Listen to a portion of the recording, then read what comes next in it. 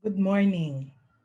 It is my great honor and pleasure to welcome you all to this timely and daring event that our Christian Life Education Department has organized. I say the event is timely because during this pandemic, when we do not have our usual resources available to us, we have to exert greater effort and use ingenious strategies to continue the important work of faith formation that has been entrusted to us.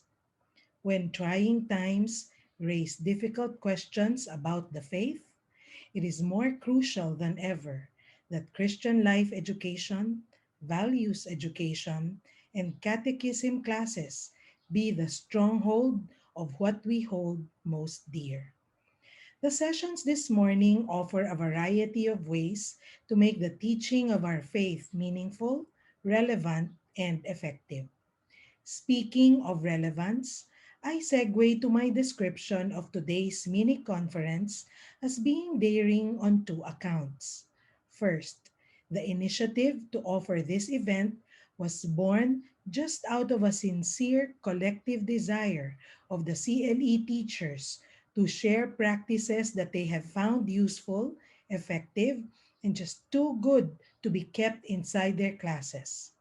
Our teachers do not claim to be experts, and they will stand before you today simply as teacher practitioners with good news to impart so that you too may benefit from what they have tried and learned.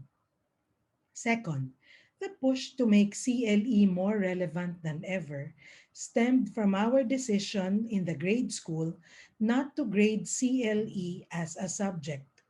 This major change raised a lot of questions as regards our seeming disregard for the value of Christian life education.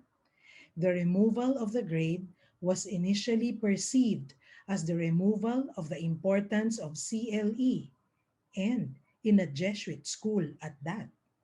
On the contrary, however, this move actually has the opposite message.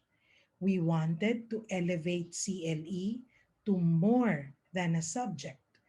We did not want answers to assessments and participation in activities to be driven by grades and limited by what the students think their teacher wants to hear as the correct answer. We did not want students to have to choose between writing an acceptable, supposedly correct response and writing what is truly in their hearts. We wanted, through the safe haven of the CLE classes, for the students to be able to show integrity in their responses. We also wanted to veer away from the use of grades as a management tool to get students to comply with requirements. One big concern of the teachers was that students might not do their homework and might not study their lessons if these have no bearing on their grades. And this is a very valid concern. But it is precisely this reason that pushed the teachers to ensure that their lessons are that relevant that the students will do the requirements despite the absence of grades.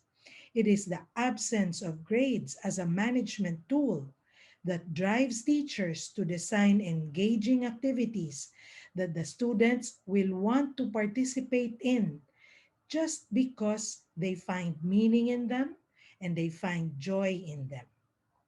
So, the biggest question in your head right now might be, has it worked? Do students really still take CLE seriously, even if it's not a graded subject? And the answer is, for the most part, yes.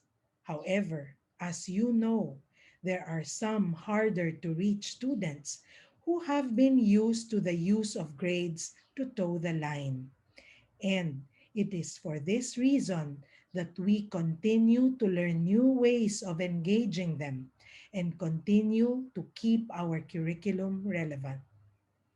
We realize that what will work and what will not work depends on the unique context of schools and parishes, and also on the varying circumstances that the communities we serve find themselves in.